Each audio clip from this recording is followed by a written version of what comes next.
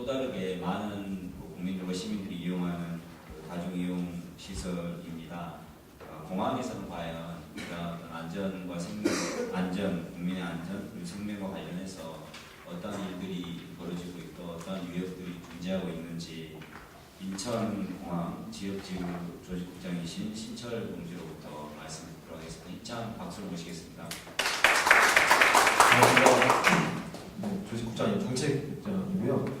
전제는 일단 저희 50페이지 자료를 좀 보셔야 될 텐데 간접고용 비정규직이라 정보를 저희가 좀 많이 갖고 있지 못합니다. 그 점 좀 양해 부탁드리고요. 50페이지 보시면 인천공항 개요라고 쭉 써있는데 한마디로 말하면 인천공항은요 아주 크고요. 이용객이 아주 많고요. 그리고 되게 부자고요. 그 다음에 세계적으로 잘 나간다는 거예요. 이게 인천공항 개요 1번에 나왔는데요. 2번 박스의 내용은 뭐냐? 되게 잘 나가는 인천공항의 대부분은 이제 비정규직 노동자들이 이제 채우고 있다라는 얘기를 지금 하고 있는 겁니다. 많이 잘 아실 것 같아서 뭐 굳이 설명을 드리지 않겠습니다. 약 한 87% 이제 비정규직 노동자 차지하고 있고요. 51페이지 보시면 뭐 보시면 인천공항 오시면 알겠지만 일단 유니폼으로 다 구분이 가능합니다. 유니폼이 굉장히 화려하고 멀리서 눈에 띈다. 이거 비정규직. 정규직 대비 비정규직 임금수는 28% 정도 되고요. 장기 근속할 경우 이제 임금이 하락합니다. 장기 근속 수당이 없고 당연히 능동적인 대처를 이제 뭐 맡길 수 없는 거라고 볼 수 있을 것 같고요. 고용 불안으로 인한 직무 스트레스가 타 사업자원보다 높다는 건 이미 연구 결과를 발표한 사례가 있습니다. 미국 연방교통안전위원회 이게 뭐 하는 데냐 찾아봤더니 저기 아시아나항공기 미국에 사고 났었지 않습니까? 그때 조사하는 그 이제 버니는 기관인가 봐요. 여기가 그 발표한 내용에 따르면 항공사고 영향을 미친 이쪽 요인에 조직이 들어갑니다. 조직을 어떻게 운영하는지가 항공기 안전과 밀접한 연관이 있다는 얘기를 하고 있는 겁니다. 그거에 비춰봤을 때 인천공항이 어떻게 87% 비정규직 고용 인천공항이 안전하겠냐라는 것이 간접적 입주가 가능하다고 생각합니다. 간접고용 비정규직 노동자들의 근무 형태를 보면 60% 이상은 3주 2교대 근무를 하고 있습니다.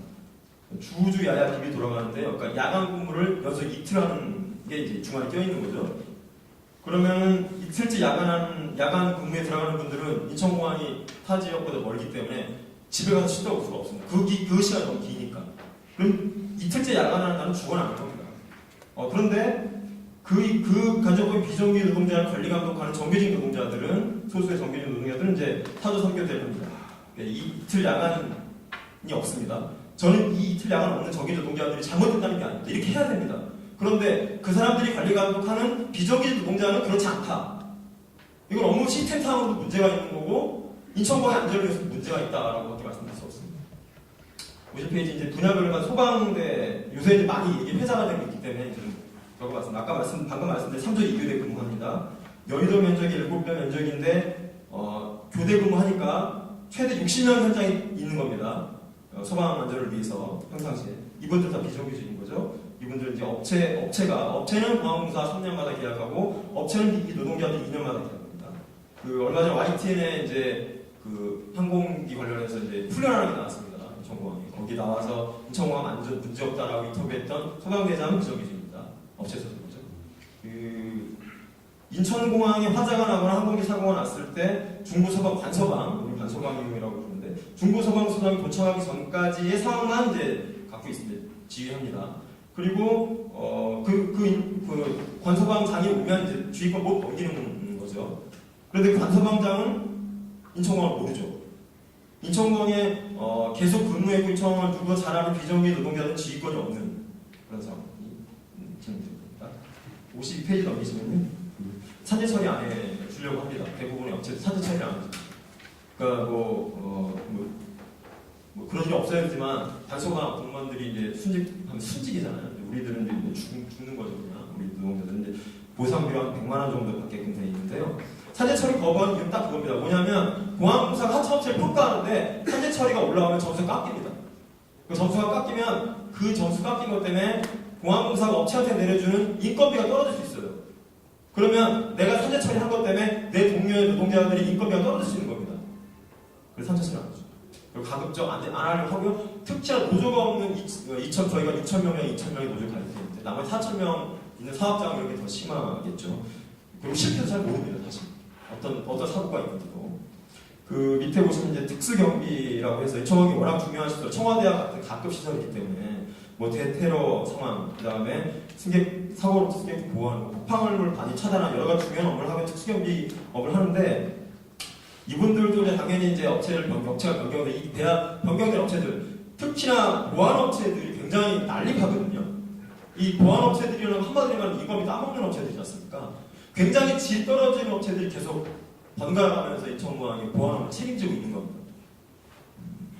그래서 이제 심지어는 5호 담당제 그래서요 노동자들끼리 밖에 나가서 식사 못하게 하고요 보고하게 하고 노조 못 만들게 하고 이렇게 이제 관리 감독을 하는 업체들도 있습니다.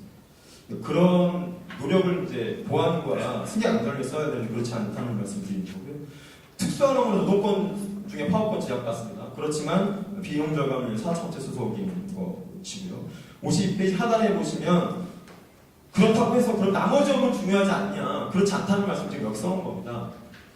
인천공항 특성상 하다못해 배관이라든지 무슨 뭐 냉각기라 이런 모든 시설들이 그냥 일반 건물에서 쓰이는 시설과 전혀 다릅니다.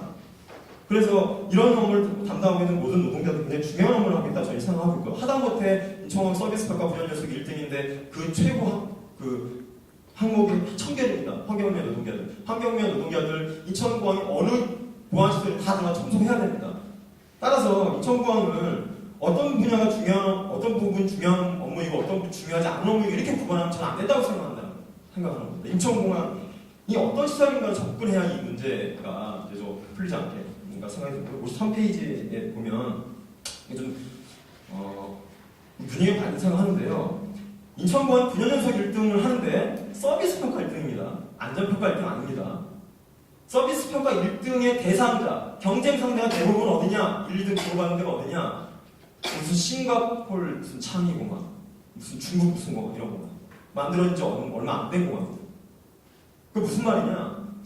공항의 특성상 공항이 안전하려면요 신속 정확하게 어렵습니다. 그런데 공항을 측정하는 데서 매번 1등에서 9년 연속 세계 잘 나간다고 하는 인천공항이 뭐에서 평가를 받고 있는 거냐? 친절, 청결, 신속 정확성입니다. 무슨 정확성? 승객들의 물건이 얼마나 빨리 되돌아왔냐? 그거 분단위를 초단위를 체크하거든요. 그거 1등이에요. 인천공항. 그런 거 1등한다고 9년 연속 상 받고 있는 겁니다. 그러면 세계 전통이 오래된 공항들 이런 평가에 참여하겠습니까? 제가 알면 안 합니다. 왜? 이럴 때 테러 위협 항상 상존하는 그런 위협이 존재하는 공항들 이런 평가 의미 없지 않습니까?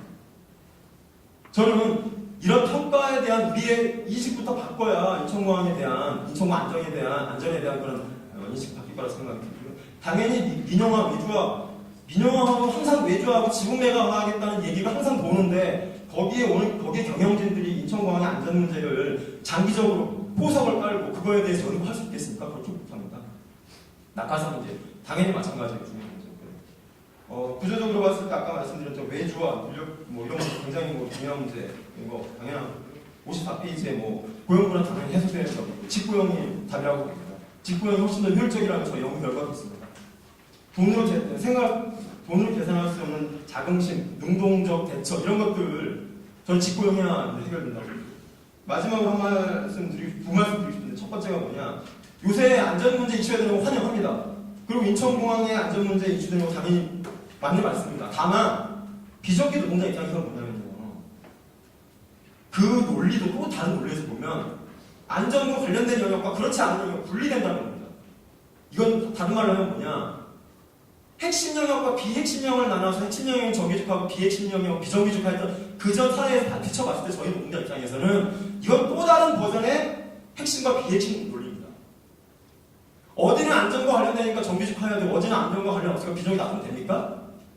그렇지 않다고 보는 겁니다. 그래서 저는 지금의 이 논란과 지금의 논의가 그런 식으로 흘러가지 않았으면 좋겠다는 말씀을 드리고요. 왜 이런 논의를 말씀을 드리냐면 인천공항이 지금 인력 부족 개선 연구 영역을 하고 있습니다. 그런데 아마 그 연구 영역에 세월호 사건이 터졌으니까 안전 부분에 아주 코딱지만큼 또 그 부분도 직고용하자 얘기 나올 수 있습니다. 그럼 해결되냐는 겁니다. 정말. 그렇지 않다는 말씀 드리는 겁니다. 마지막으로 말씀드리고 싶은 게 있습니다.